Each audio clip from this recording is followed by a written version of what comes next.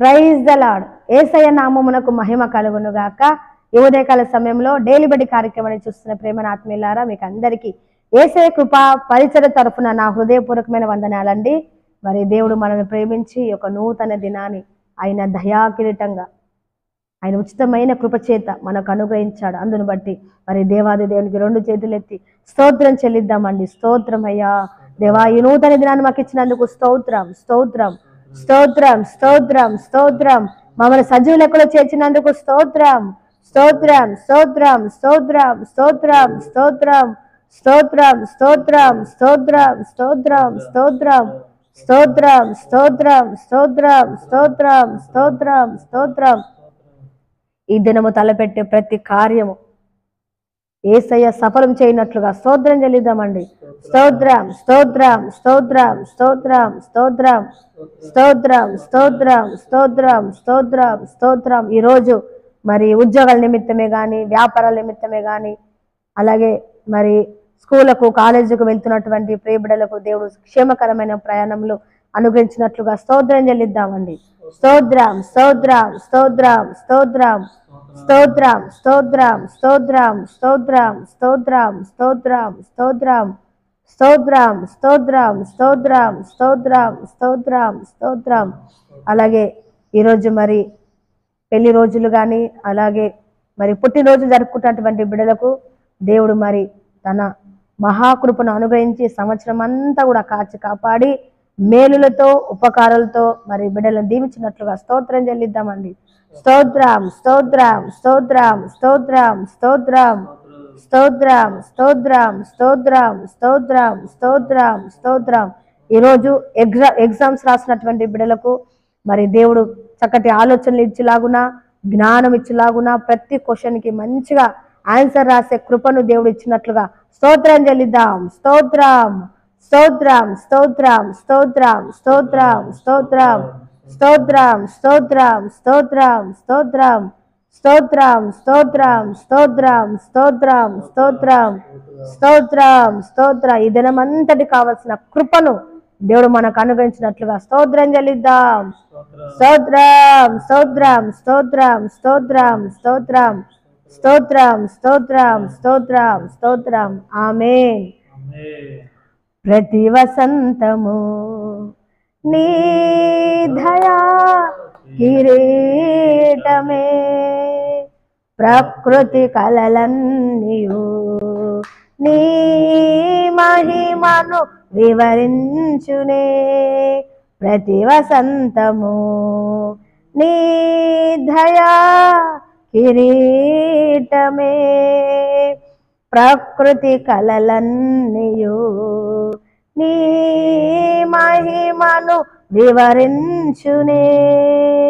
యెహోవా నిన్నే మహిమా పరచెదా స్తుతి గీతాలతో, స్తుతి గీతాలతో. యెహోవా నిన్నే మహిమా పరచెదా స్తుతి గీతాలతో, స్తుతి గీతాలతో. అత్యున్నత సింహాసనముపై ఆసీనుడా, దేవదూతలు ఆరాధించు పరిశుద్ధుడా. యేసయ్యా నా నిలువెల్లా నిండియున్నావు, నా మనసారని సన్నిధిలో, నా మనసారని సన్నిధిలో సాగిలపడి నమస్కారము చేసేదా, సాగిలపడి నమస్కారము చేసేదా.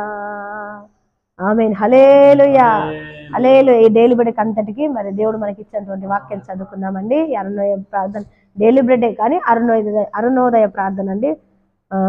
మొట్టమొదట దేవునికి స్తోత్రాలు చెల్లించడం అది మంచి శ్రేష్కరం కాబట్టి స్తోత్రాలు చెప్పి చిన్న వచనం పాడి అలాగే ఒక వాక్యం చదువుకొని ప్రార్థన చేసుకుందామండి. ఇదే అరుణోదయ ప్రార్థన. డైలీ బ్రెడే కానీ అరుణోదయ ప్రార్థన. ఒకవేళ కొత్తగా మరి ఈరోజే చూస్తున్నటువంటి ప్రియబిడ్డలను చూస్తున్నట్లయితే మరి సబ్స్క్రైబ్ చేసుకోనండి. మీకు తెలిసిన వారికి ఈ యొక్క ఛానల్ గురించి తెలియచేయండి. తెలియచేయండి. అలాగే కామెంట్స్ కూడా మీ యొక్క ప్రార్థన విన్నపములు కామెంట్స్ ద్వారా మీరు పెడితే మేము మీ కొరకు ప్రార్థన చేస్తామండి. మరి పరిచయం ద్వారా మరి సాయంకాలము మరి ఇంటి దగ్గర ఉన్నప్పుడు మందిరంలో ప్రార్థన కూడా ఉంటుందండి. ఈవినింగ్ ప్రార్థన, సాయంకాలం స్తుతి నైవేద్య ప్రార్థన ఉంటుంది. అలాగే ఉపవాస ప్రార్థన, ఆదివారం ప్రార్థన లైవ్లు వస్తూ ఉంటాయి. స్త్రీల కార్యక్రమం గురించి కూడా మరి వస్తూ ఉన్నాయండి, బైబిల్ స్టడీ గురించి. ఇవన్నీ కూడా మరి ఈ ఛానల్ ద్వారా మీరు చూడొచ్చు, బలపరచు. సరే అండి, ఈ దినానికి దేవుడు ఇచ్చిన వాక్యం చదువుకుందాం. యెషయా గ్రంథం 51:7 వచనం చదువుతున్నానండి. 7వ వచనం చివరి వరుస చదువుతున్నాం చూడండి. యెషయా 51:7. మనుషులు పెట్టు నిందకు భయపడకుడి, వారి దూషపు మాటలకు దిగులు పడకుడి. అంటే చక్కటి మాట అండి. మళ్ళీ చదువుతానండి నేను. మనుషులు పెట్టు నిందకు భయపడకుడి, వారి దూషణ మాటలకు దిగులు పడకండి. కొంతమందికి ఒకటే ఉంటుందండి, ఏంటంటే ఎంతసేపు దెబ్బ పొడవడాలు, దూషించడాలు, చాడులు చెప్పడాలు, ఇబ్బంది పెడుతూ ఉంటారు కదండి కొంతమంది.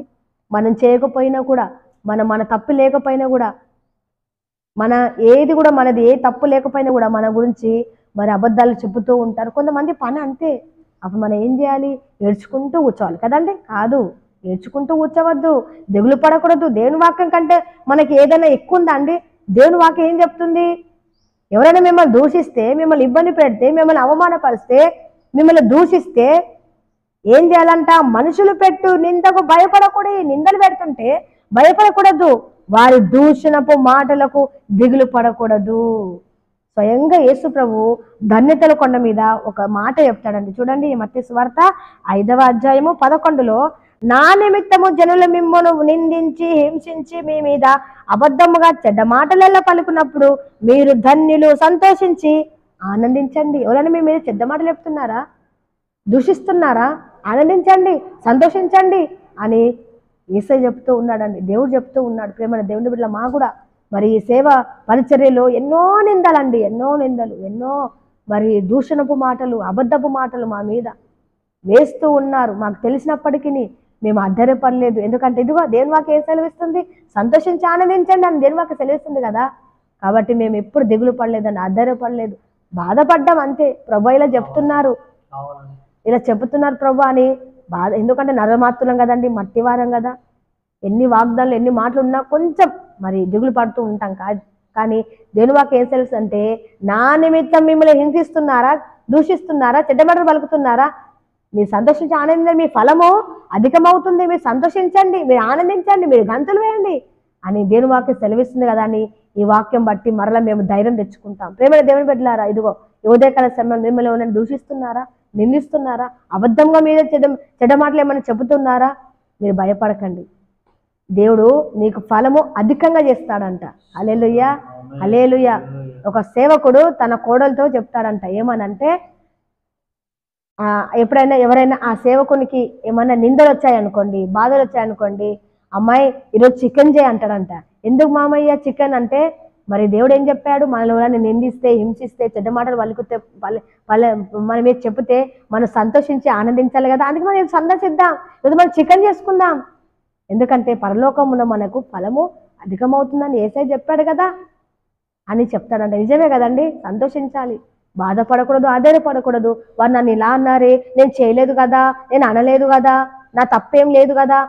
మన తప్పు లేకపోయినా మన మీద నిందలు కానీ, మన మీద నిందలు మోపినా మనం భయపడకూడదు, దూష మాటలు చెప్పినా దిగులు పడకూడదు. దేవుని వాక్యాన్ని బట్టి మనం ధైర్యం తెచ్చుకుందామండి. అటు కృపాదేవుడు మనకు అనుగ్రహించును గాక. ఆమె చిన్న ప్రార్థన చేస్తానండి. స్తోత్రము తండ్రి, మహోన్నతుడా, మహాగణుడా, పరిశుద్ధుడా, కృపా సత్య సంపూర్ణుడా, వాక్యమైన దేవా, నీకు వందనాలయ్యా. ఈ ఉదయకాల సమయంలో ప్రభా, ఇదిగో ప్రియ బిడ్డలైనటువంటి నాయన, నాతో మా అందరితో మీరు మాట్లాడుతున్నట్టు మాటను బట్టి, వాగ్దాన్ని బట్టి వందనాలు తండ్రి. మనుషులు పెట్టు నిందకు భయపడకుడి, వారి దూషణ మాటలకు దిగులు పడకూడదు అని సెలవిచ్చారు తండ్రి. దేవా, ఎవరైనా నిన్ను నిందిస్తే, హింసిస్తే, చెడ్డ మాటలు పలుకుతే, ఇదిగో నాయందు సంతోషించి ఆనందించుడి, పరలోకంలో మీకు ప్రతిఫలము కలుగును, రెండంతలుగా మీకు ప్రతిఫలం కలుగునని నాయన మీరు సెలవిచ్చారు అయ్యా. ఎవరో ఏదో అన్నారని మేము దిగులు పడకుండా, దిగాలుగా ఉండకుండా, ఆధారపడకుండా, ఇదిగో నీ మాటను బట్టి మేము ధైర్యం తెచ్చుకోవాలి తండ్రి. నీకు స్తోత్రాలు. అట్టి ధైర్యమును మాకు దయచేయండి నాయన. నీ మాట వింటున్న ప్రియ బిడ్డలు మరి నాయన తండ్రి, ఒకవేళ ఇదే పరిస్థితిలో ఉన్నట్లయితే ప్రభా, నీ వాక్యం చేత ధైర్యపరచండి నాయన. నీకు స్తోత్రాలు. వీళ్ళందరినీ దీవించమని యేసునామమున ప్రార్థిస్తున్నాం తండ్రి.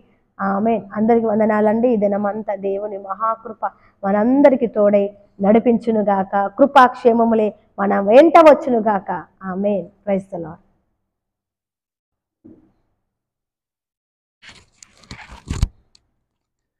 ఆశీర్వాదం అండి.